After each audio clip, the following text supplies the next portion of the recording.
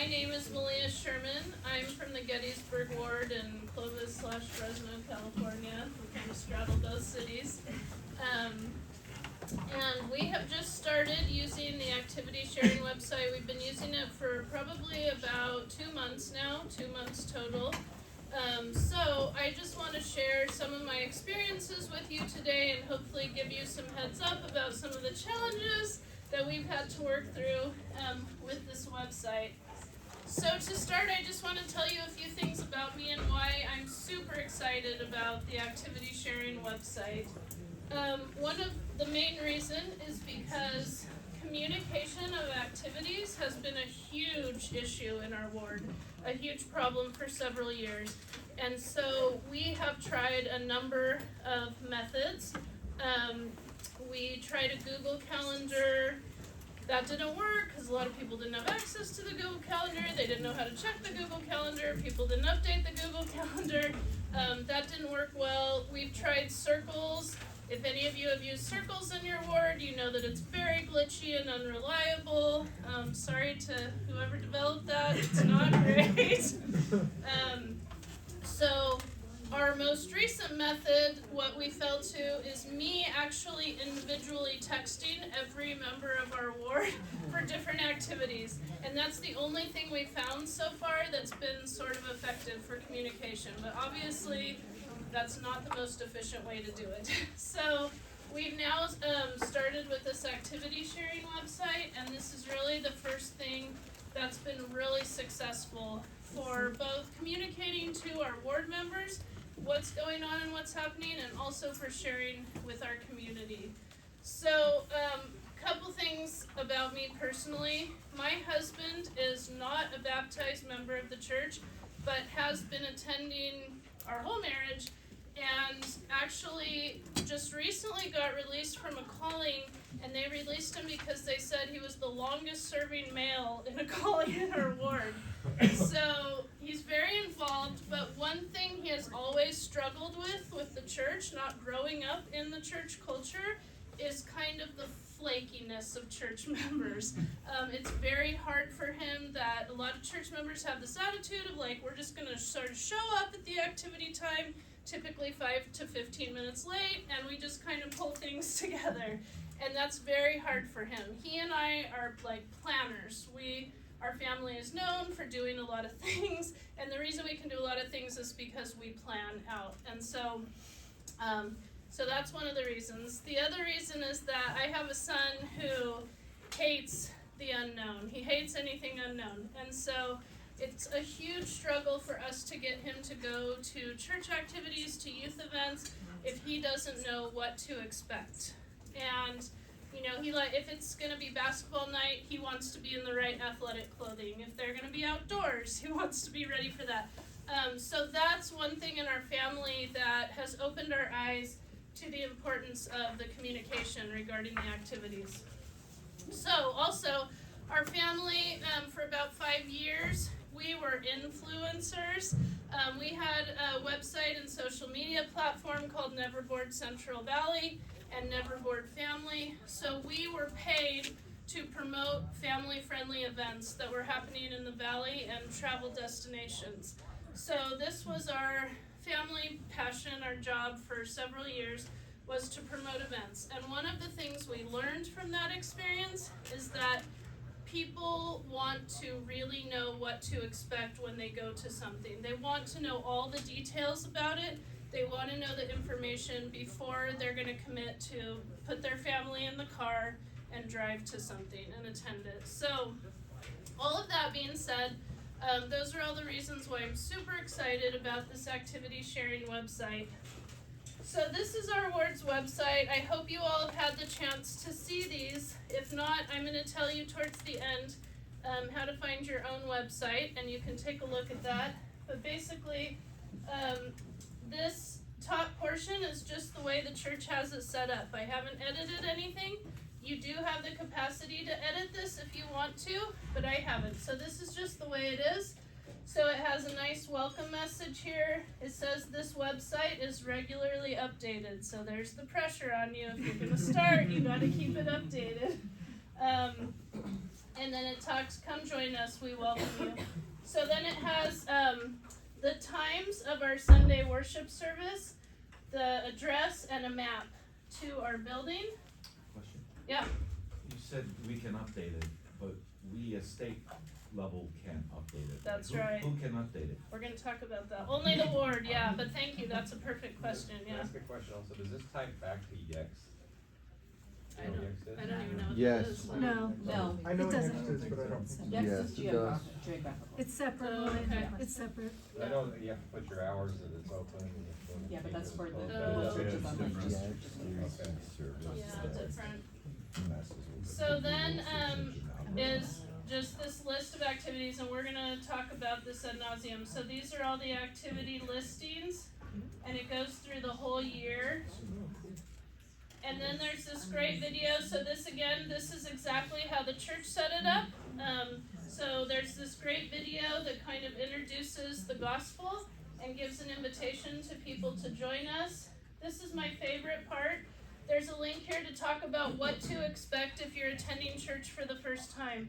And that goes over everything like what's going to happen in sacrament meeting, that people are welcome to take the sacrament if they want. Says most people are going to be dressed a little dressier. So all those details that people want to know to feel comfortable.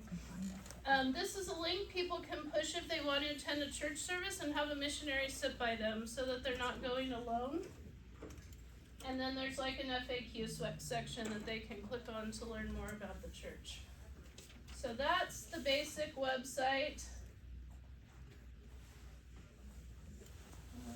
And you have to be a member in full to be able to do that, is that open? No, this is public, yeah. So that's really important to know. Just a quick question, I'm guessing that this is kinda tied into the church callings and permissions. Are we gonna get into like which Mhm. callings have permissions? We are, yeah. Okay, Yeah. thank you. These are Sorry. good questions, yeah. So that's great if you have one ward in one town.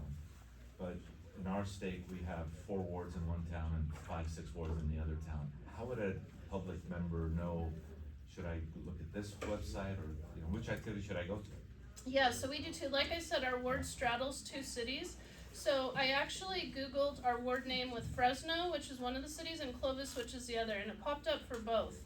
So, What about the opposite problem? What if you looked at Clovis and 5 wards came up? Which one do well, you you look? have to Google the name of the ward, and we'll get to that. Yeah, but that is a challenge, and so a lot of that is going to be you communicating out the links to the website. To the public? Yeah, that's what this is all about. Yes. So I saw on there you had like a stake activity on the ward page. Is that activity like, can that same activity link be on multiple ward pages? Okay, How do you all of do these that? questions I'm These gonna are towards answer, the so end. let me get Okay. into this, and Got it. then I will open to questions, okay? See how exciting this is? I told you this is how I felt. Okay, so this is the little tagline from the church website. So let me just say this right from the beginning. There is a church website that has all the training material that you need on this. So many of the things in my presentation I pulled directly off that. So I'm not going to get into a lot of technical details about web editing and stuff like that today because they have videos for each and every one of those things. And that's actually how I figured this out. Initially, I'm pretty tech savvy, so I was like, oh, I'll just figure this out. So I just went in there and started playing with it. No, it's very confusing. So, but I went in and I watched the videos and then it was easy. So I really encourage you to it just takes like 10-15 minutes to look at the material that the church has provided for training. Okay, so this is what they say about the activity sharing. Sharing existing ward activities with friends, family, and neighbors is a simple way to love, share, and invite. Malia, those links have been sent to the state communication directors. Oh, good, perfect. They have. Okay. Are you also gonna share them with us here, in case some of us aren't communication directors? I don't have them, but it's so easy to search up on the church website. Okay. Yeah, it's super easy. And we can get them to you at lunch or whatever. So, activity sharing is a technology that can help members invite friends to existing ward activities and Sunday worship services. So that is The main purpose of this is to invite the public, to outreach digitally through the public and start inviting them to things.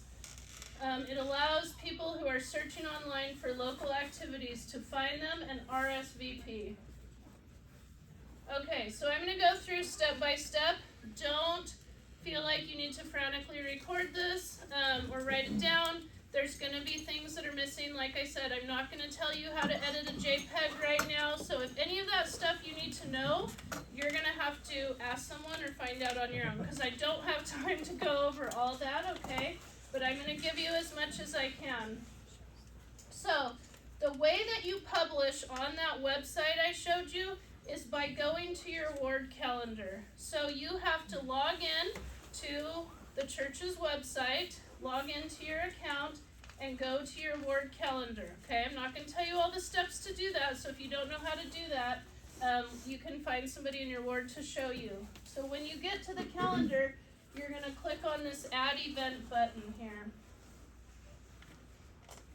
Okay, so this is the number one thing that you need to take away from this whole presentation if you take away nothing else.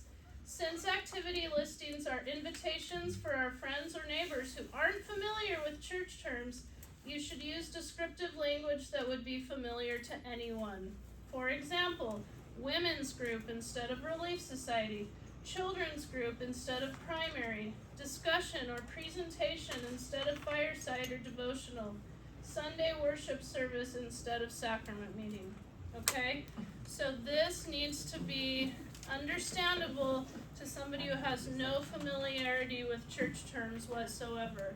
So I will tell you that as I've done this, there's been several things that I've had to really stop for a minute and think about. How can I describe this? I was born and raised in the church. I have pioneer ancestors. It's hard for me to even think, like, what else do we call a fireside? What's another word for a fireside? Someone give me one right now. Town hall. Discussion. Okay. Presentation. See how many different things there are? Tons, okay? So you have to really think about what is going to allow people to understand what's going on here. Tell us about the swear jar and accidentally saying Mormon jar. I love that. Thank you. I need that for my house. This is from my 13-year-old son, the one I told you about, who hates the unknown. And he loves, I don't know if any of you follow the Mormon meme accounts on Instagram. They have the funniest things on there. So he loves saving some of those to my phone. So this was one I found that he put on my phone, and I was like, perfect. Because we as a family, one of our big goals last year as a family was to stop using the word Mormon. And gosh, was that hard. It's so, when people ask me what church I go to, I'm just like, Church of Jesus Christ, because all the other churches in our town are like, the Well. So the kids are like, what church do you go to? The Well. And our kids are like, the Church of Jesus Christ of Latter-day Saints. They're like, Mom, can we call this anything else? And I'm like, no. So as a family, we made a rule. So anyway, that's why my son thought this was really funny. Okay, so when you click that Add Event button, this is going to pop up. So your very first challenge is to write a title and description using those familiar terms. So this was just a fake event I made up, but if you're going to do some sort of Easter event for your ward, that's a pretty easy one. I said, join us for a picnic lunch, Easter egg hunt, and inspirational message as we celebrate the resurrection of Christ. Please bring lawn chairs or blankets to sit on, because we don't want our friends to show up and be sitting on the wet grass, right? So any details that we can provide is important. Now, there is an option you'll see on here to do an AI-generated description of your event. I've tried that a few times. I don't recommend that. It's just not great. If you really are stuck, like, gosh, I just don't know how to describe this, then hit the AI and that'll give you ideas, but go ahead and write it from your human brain. Okay, so then the next thing, here's the Generate AI button that I talked about. The next thing you're going to do is select the appropriate calendar and check the public event box. So this is the important part. if you add an event and you don't check this box, it's not gonna be published on the website. It will just show up on the ward calendar.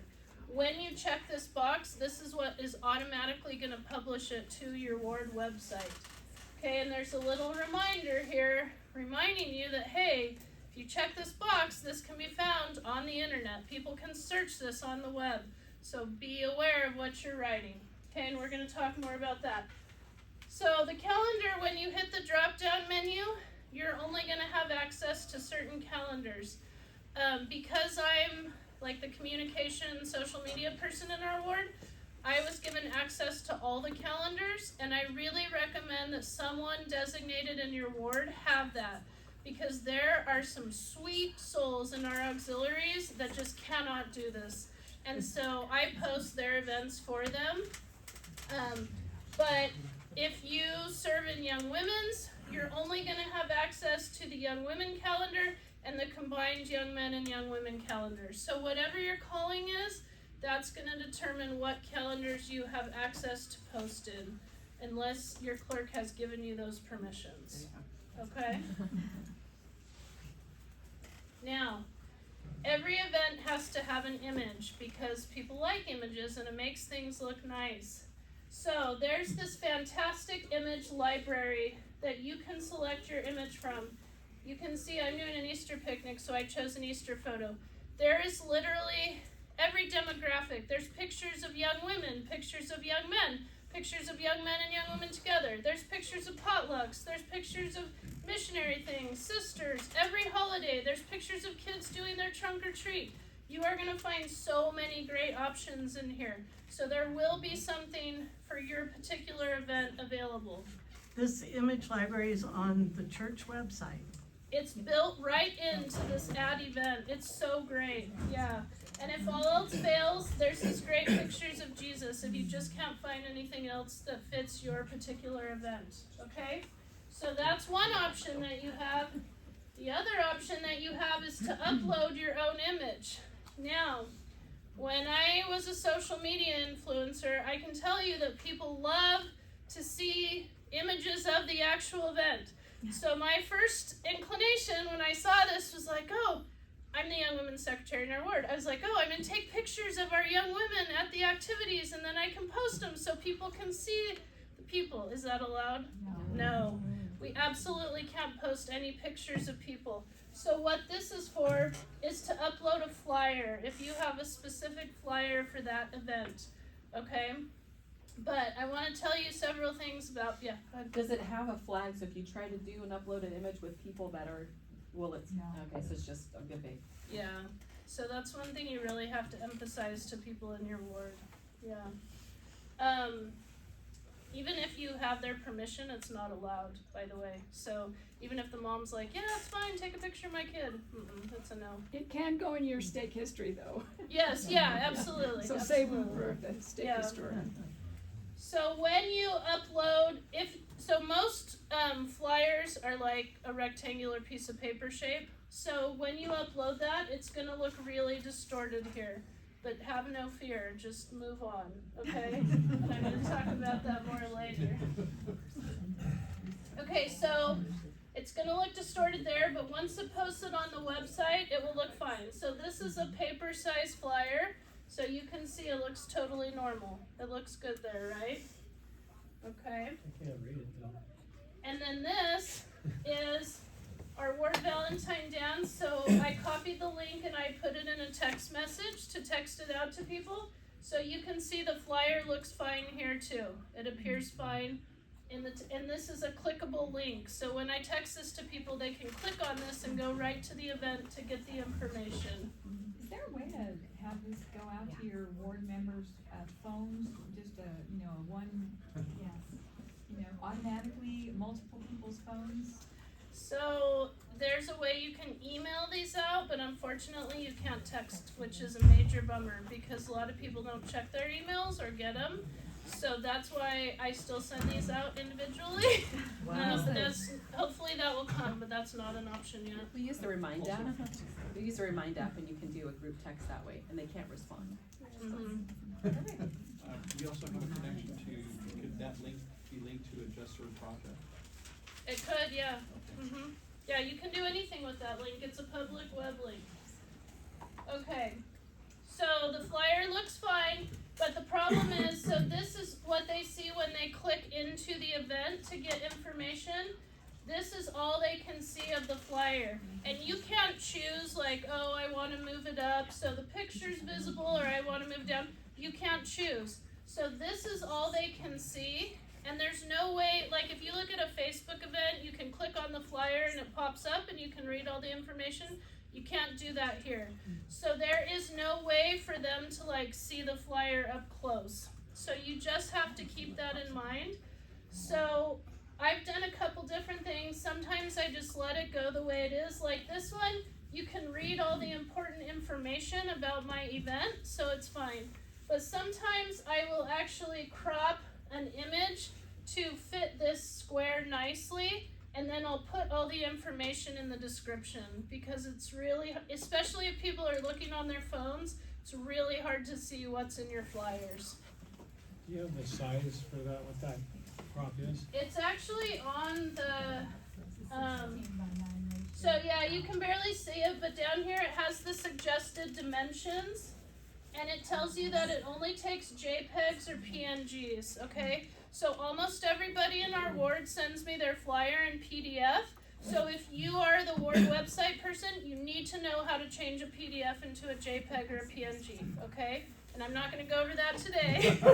You can Google that. Sometimes those flyers will have words that we don't wanna use.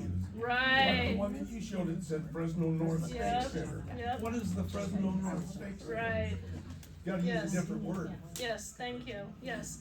And that's going to be a culture shift, right? So that's one of those things that's like turning the Titanic. It's going to take years for ward members to get used to it, but they will start doing it. They will start doing it. It's just going to take time for us all to shift our mindset. Let's turn battleships, not We don't wanna sink. Okay, so the next task you have is choosing the appropriate audience. So whatever your calling is, that doesn't matter here. It's going to give you all these choices. Is this for children, girls or boys, youth? Is this for adults, singles, or all adults? So you have to choose. And the reason you have to choose the appropriate audience is because on the top of the activity listing on the website, there's these tabs. So if I have a 13-year-old son, so I can click on youth boys and it'll just show me the activities that apply to youth boys. So that's the reason for selecting the right category, is so people can click on these tabs and see just the ones that apply to them. Okay?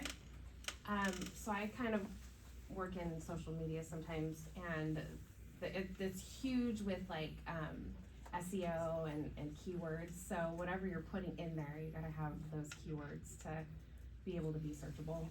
Yes. That, I love that. That's so advanced. But you're right. And I've thought about that too. And I also just want to say, for those of you who know about SEO, if you don't, that's okay. It's going to take a while for the search engines to really start finding these things. So when he talked in there about, oh, if somebody Googles Easter, all of our award stuff's going to pop up, that's actually going to take a while for that to happen, okay? So just be aware of that. This isn't going to be like tomorrow all this stuff is going to start popping up at the top of Google, okay? Thank you for bringing that up. Okay. Will those numbers show up at the top of the website then? How many events are in each one? Yeah. Yeah. Okay, so this is the trickiest part of all, believe it or not. You have to enter the date and time, and then there's an option to make it a repeating event. If it's going to repeat, you choose, is it going to repeat every day, every week, every month, every year? How often does it repeat? So you have to enter the start time and the end time. If you don't click repeat, it's just going to have an end time box here.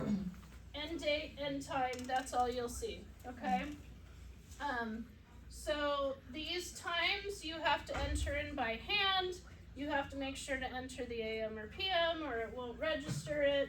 The dates have a little calendar you can select from, but for some reason when you select the date from the calendar, it puts the ending date like 2 weeks later. I don't know why it automatically does that, but you have to fix that. Okay, so one thing you really need to be aware of, if you create a repeating event, you cannot change the details. It will be the exact same picture, the exact same title, and the exact same description for every single event. Okay? Yes? Okay, question. You have stuff on there like Bishop's discussion with the youth. That was a question that I had as, this is more for the public, so something like that, would that actually be needed for the public, or? Hold that thought for Okay. a few more slides, okay? You have the best thoughts, yes. With putting things on the calendar, it doesn't have, we have to select the room or the thing like we would if we were putting other calendar. I didn't see that, so we don't We're have. getting to that. Okay. So yes, this is our monthly Bishop's Youth Fireside that he has at his home. So it's the exact same every month. So I could put this as a repeating event. I would love to put our weekly young women activities as a repeating event. It would make my life easier, but I can't because each week in the description I put what the specific activity is that we're doing, where we're meeting, what they need to bring. So I cannot do that as a repeating event because I don't have the ability to edit each individual one. Okay, does that make sense? Okay. Okay, so now we're to the location part. So you have two choices here. You can choose, well, three choices. You can choose a church facility, an address, or no location, okay?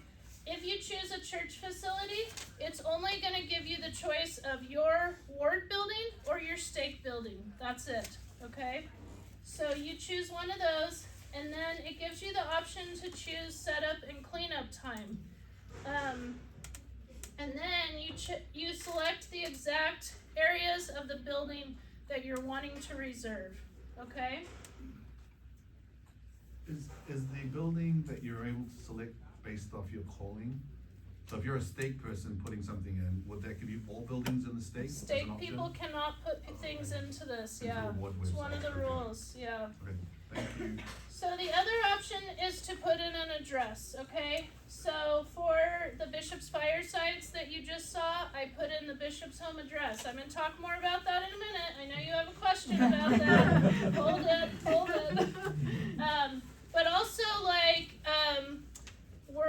my son has an activity coming up where they're going fishing. So somebody put the address of the place where they're meeting to go fishing. So if you're doing like an off-site activity, this is where you would put that information, and this will show up in the event. Okay, a lot of heads up with this part right here, okay?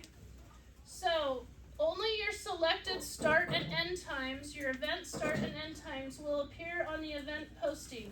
The setup and cleanup times that you choose are just for the purpose of reserving the building for that time.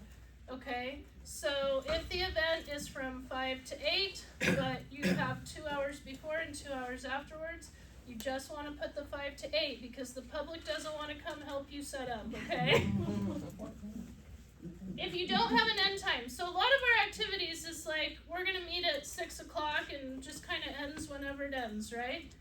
You have to make up an end time or the website will not let you publish. So even if your event doesn't have an end time, just make one up. You have to, okay?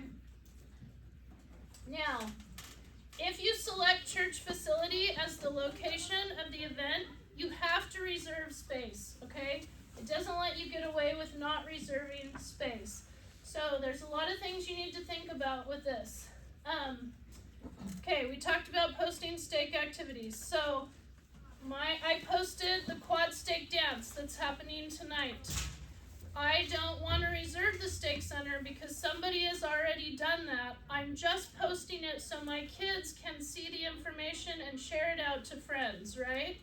So I do not want to reserve space when I post those stake events. And so yes, every individual ward in the stake is responsible for posting any stake events to their own ward activity sharing website.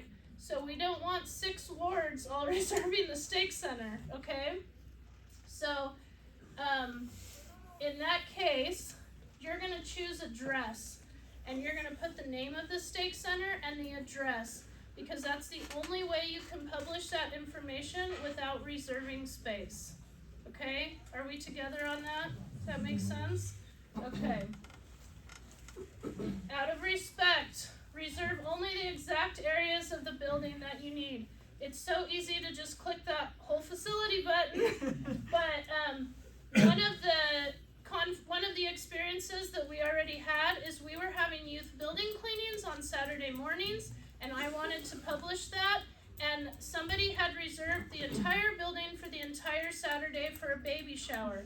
So the system would not let me publish my cleanup event for that day because they had already booked the whole facility. So it's important to only book the exact space and the exact time that you need it. Okay, does that make sense? Yeah, okay. And if it overlaps, it won't let you, right? Yeah, I'll show you that in a minute. Mhm. Here it is. Oh, there it is. Yes, so if your event overlaps with a reservation that's already been made, a building reservation, this red notification will pop up and it will not let you proceed. So, it tells you the areas that have already been reserved, it tells you who reserved them, and it tells you the times, okay? So you can potentially contact that person and be like, hey, can you fix your listing so I can put mine in? Or you know, figure out how to resolve that issue. But it will not let you continue if there's an overlap in the building reservation. Okay. If an event is at someone's home, make sure that they are okay with having their address published publicly. So I did go to my bishop.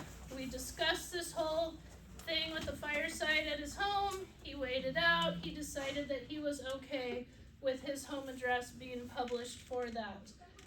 We've had other events where people were not okay with that. So what we did is we just put in the description, contact for location information. Okay? So that's okay to do if somebody doesn't want their home address on there.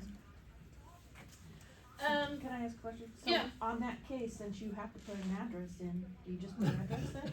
Like No. you did with the steak one? So you can select no location, and then you can enter it in the description information. That's a good question, yeah. So yeah, sometimes you'll leave the location set to none. So for example, next Saturday, our stake is doing a big youth service project, and the kids are supposed to be dropped off at one place and picked up at a totally different place across town. So I don't want to put a location because that will be confusing to parents. So I just put none, and then I entered in the description all the details about where drop off and pickup was going to happen, okay? So you will have instances where you're just going to pick none and write it out, okay? Whoops. Okay, now it gives you the option to choose if you want a reminder email sent. So this goes back to your question. There is no reminder text, which would be fabulous. There's a reminder email. And so if you do, you can either send it right then when you publish the event, or you can set to send it a day before, an hour before, a week before. But it gives you a little reminder here. By default, members are subscribed to all Warden Stake calendars. They will receive a notification unless they have turned off email reminders for individual or all calendars. Okay, so most of the members of my ward who are over 60 have not turned off the calendars that they don't need. So they're getting every email about every youth activity, and that gets annoying. So just take that into consideration when you check this box, okay? Who had a question? Oh, yeah. In the schools, or when you're sending a mass email to your board, a lot of people are not getting those. Does this work the same way? Yes, thank you for asking that. Yes, absolutely the same problem, which again is why I text them out. Yeah. Okay. Now, then it asks you if you want to add the event organizer's information. So only add that if it's you, if you're the organizer, or if you have the organizer's permission, okay? And so this does not show up on the event listing. The only place this shows up is that big red error message that I showed you. If somebody's trying to book an event the same time as yours, it will give them your contact information so that they could contact you and work out that conflict, okay? This is not posted anywhere else, so the public will not see this, okay? But it does give you a reminder, you know, be careful not to include any personal information about yourself or others. No minor child's full name should ever be posted to the site. So that's a good reminder to you, just to make sure. And then you have to check this final box saying that you agree to the terms, and then you hit preview. So here's a preview. You're going to be able to scroll down and see the preview of what the event listing is going to look like. If you messed up, you can go back to editing and fix it. If you're ready to go, you hit publish. Okay, sometimes you'll hit preview and nothing happens. Literally the screen just stays exactly the same, and then you'll hit it again, and then you'll hit it like this and be like, what is going on with this thing? So just scroll up and there will be red error messages where you've messed something up, and you have to fix that before you can go. I don't know why it doesn't like bounce you up or bring this to your attention, but that's just the way it works. So just a heads up about that, okay? So, if you don't have any issues, you'll get this event published successfully box, and it has right here the link to that particular event. So this is the shareable link that you can text, email out, and then you can also generate a QR code, which is fantastic because you can put that on a flyer, email it out, whatever you want to do with it. Don't feel like, oh my gosh, I have to grab this QR code right now, because you can get it later. It doesn't have to be in this screen, okay? Okay, if you make a mistake and it's already published, have no fear, because you can edit or remove the event, okay? So you're not stuck with it. You have that option. Just by clicking back in it. Yeah, you're going to click in the event, and then the edit or remove box will come up, yeah. Okay, so if you're like me, I literally have like 80 tabs open on my computer, so when I'm done working, I just shut this, right? I don't do a sleep or any of the things that I should do. I just shut this. And when I come back, I open it and I start working again. So one of the things I found is if you're adding events to your ward calendar and you shut this and you go make dinner and you come back and you open it, the ward calendar will still be open. And you can click add event and it's going to let you start doing all those things we just talked about. And then when you get to publish, it will trash all that. Because you've actually been logged out of the church website, but it doesn't tell you that, okay? So be aware that the first thing you need to do, if you're like me and you do this, the first thing you need to do is refresh your screen or log back into the church website, okay? To avoid that frustration. So this is the sad part that I hate to tell you, but this calendar is glitchy. Not as glitchy as circles, not even close, but it is glitchy. So anytime you're having any type of weird issue, first try to refresh the screen, okay? That's your first thing.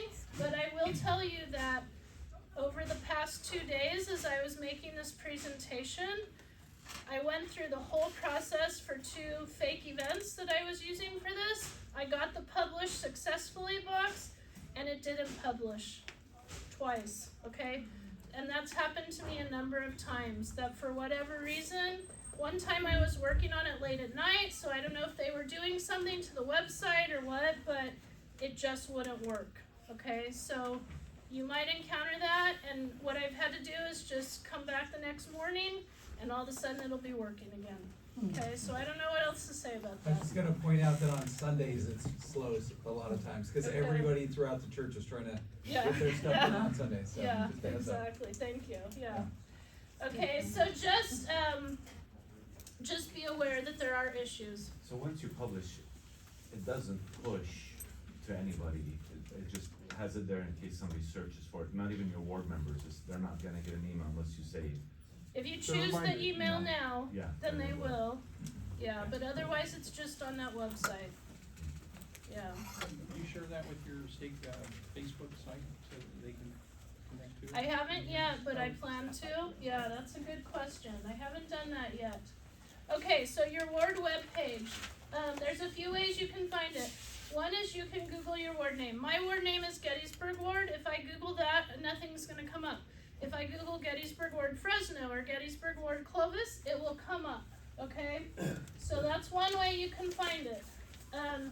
Obviously, you can copy the URL to the ward webpage and put it in your bulletins, put it in text that you send out, social media groups, all of those things.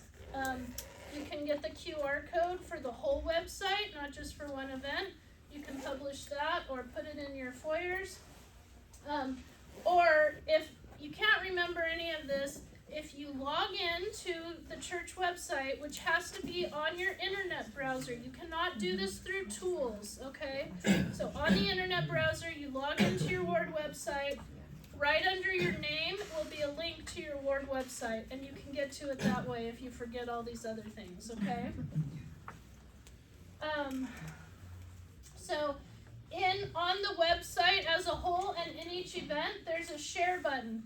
When you click the share button, these are the options you're gonna get. Probably the best one is just the link. That's the best way to really share it, because if you click on email and you're not signed into your email, it's gonna cause problems. If you're not signed into Facebook, it's gonna send you nowhere. So I like the link. Can I just add one thing about the problems that you have Yeah. doing this? I was trying to do a repeating events, and it, like, the date kept coming back as different dates, like each time I tried to do it. The suggestion that I got was to, what was it? Clear the browser cache. Yeah. So if you're having issues, maybe clear your browser cache. Yeah, thank you. Thank you. So sorry, you said if you click Facebook or Instagram, it doesn't go anywhere It will if you're signed in. to your own Facebook. You Yeah. go onto your own page. Yeah. Okay. Yeah, but like But I not was your ward. I'm signed into Facebook in a different browser window than the one I was in, so then it sends me nowhere. So, you know, it can be confusing for people. I've had some practice with this, so, we had a huge event, it was multi-state, and, we use Nextdoor. So it's free, you can put that link up, it'll stay up as long as you set the time. for Wonderful, government yeah. check-in. So you should all think about that. We got to 35 neighborhoods. all instantly. Nice. Yeah, that's awesome. Thank you for that suggestion. Okay, so I gave you a sample. This is the little blurb that I wrote for our ward bulletin, which goes out digitally. I put Gettysburg Ward now has an activity sharing website to help us invite friends to our activities and worship services. Go to this link to see upcoming activities, RSVP for the ones you want to attend, and most importantly, share with friends who may be interested. Now, I just want you to notice how long this website address is. So if you print this on a piece of paper and someone's taking it home trying to enter it in, that's not going to work well. And so unfortunately, unless you make a bit.ly or some other thing, this is how long the link is. So the best way to share this is going to be digitally, where people can just click on it, okay? These are just some samples of text messages I've sent out. This is the link to the whole website. And so I was sending our weekly reminders, activities tonight. Also, our ward has an activity sharing website now where you can see all the upcoming activities and invite friends. This is something I'm texting to the youth. So this I just sent out for a while to get people familiar with our new website. This is a link to a specific event that I created for the weekly Young Women's activities. So this is what it looks like when I put the link in the text. And then I just remind them, here's what the activity is, here's the time. Share this link to invite a friend. This has been very effective because my girls get it on their phone and they're like, oh yeah, and they forward it to their friends. Okay? For the print thing, can you generate a QR code for your ward?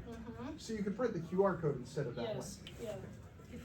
And that picture with the youth in it, was that your ward youth? This is from that photo library that's built in, yeah.